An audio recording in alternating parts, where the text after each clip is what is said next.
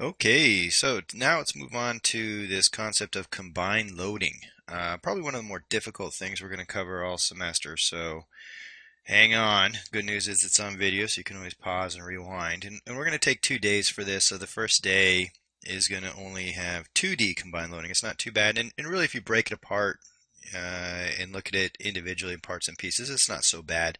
It's all based on this idea of superposition. There's no new material. It's just going to be combining the different types of stresses we've talked about with axial stresses, bending stresses, torsion, um, shear stresses. So let's go ahead and talk about how we would add stresses together. And we're going to talk about this. I think the easiest way is to go ahead and do a little example.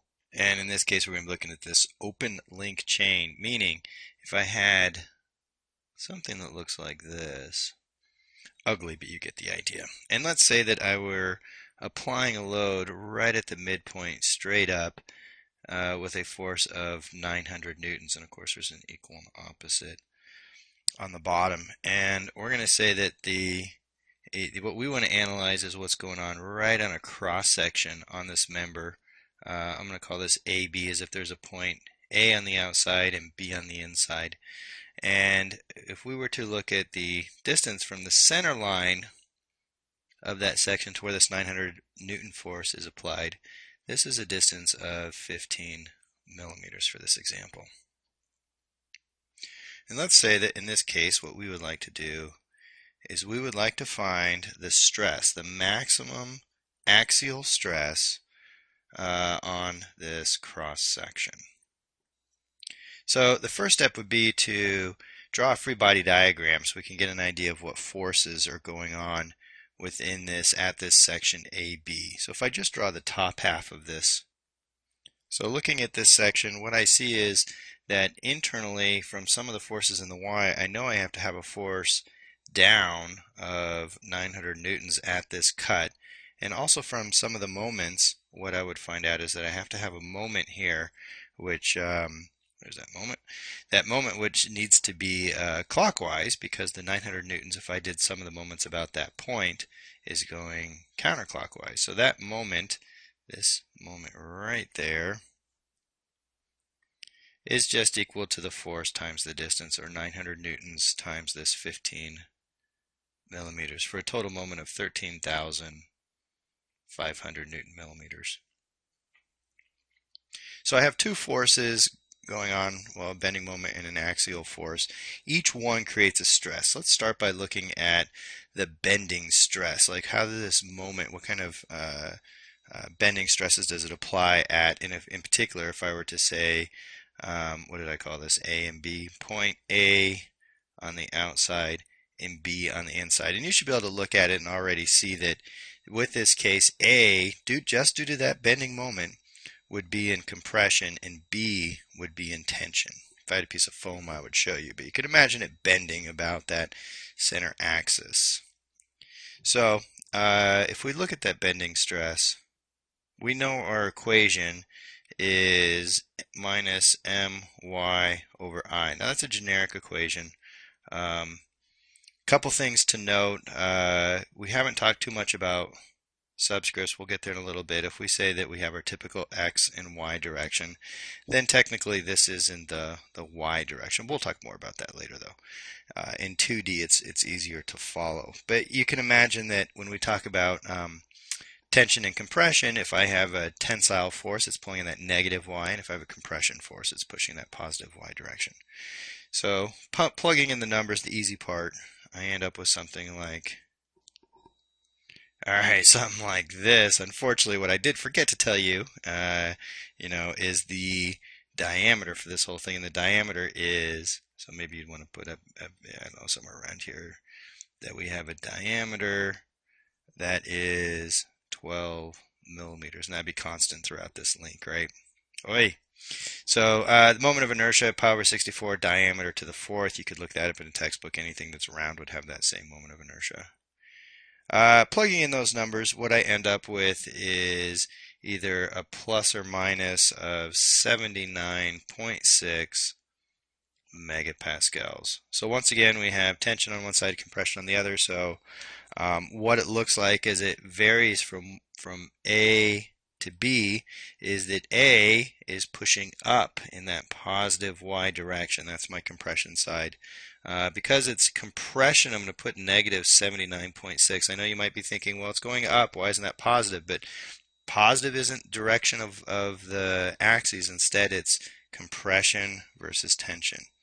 And then on the side B, we are the opposite direction, 79.6 megapascals. And then in between, we have a linear relationship with 0 at the stress at that neutral axis, right at the midpoint between A and B. So this is like what we've seen with bending stresses. The only difference is you might have to turn your head sideways to make it look like what we've seen before with bending stresses, because this is, of course, 90 degrees to what we've seen. So that's the bending stress. The other stress we need to look at is the axial stress. So the axial stress, we have an equation of just P over A. And in this case, from that 900 newtons, I can see that on section AB, it'll be in tension. So I end up with something that looks like this. We have 900 newtons, cross-sectional area, pi over 4, diameter is 12 millimeters squared, and that gives me something like 7.96 megapascals. And I'm leaving it as positive because it is in tension. So those are the two stresses. If I had to draw this one, but from A to B, I'm sure you can imagine it. It's basically pulling down evenly and end up with something like that. So those are two stresses from each one of the force. Now the key is to get the combined loading, or the total stress on that cross section. The way I can use this is by using our old friend superposition. Because what superposition allows us to do is it allows us to break things apart and linearly add them together. So if I want to linearly add these together, graphically this is what it looks like between A and B. I'm adding in this bending stress, and I'm going to add to that the linear stress. And you probably wouldn't have to draw this most times, but it does help maybe with a little visualization of what's going on here. And if I add those two together, what I end up with is between A and B. And you could probably see this, like over here at A, I see that I'm pulling up from the bending stress, but down, or compression from the bending stress and tension from the axial stress. So they're going to, in essence, subtract from one another. And that something looks like this. Now at B, they would add together and end up with something like that. Still changes linear from one to the other. I can see that when I add them together. So when I look at my values for my point A, I would have negative 79.6 because it was in compression, plus 7.96, and I ended up with negative 71.6 megapascals. On the other side, I have positive 79.6, and I'm going to add to that 7.96, giving me a total of 87.6 megapascals. So of course, depending on which part you're looking at, I ended up with a stress at A, negative 71.6 megapascals, and a stress at B, which is a positive 87.6 megapascals. So of course this means that we're in compression at A and tension at B. So that's about it for 2D superposition. You're basically breaking apart.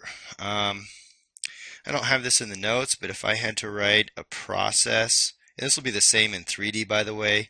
Step 1 would be to section it or cut it at the point of interest, maybe, where you want to know your stresses.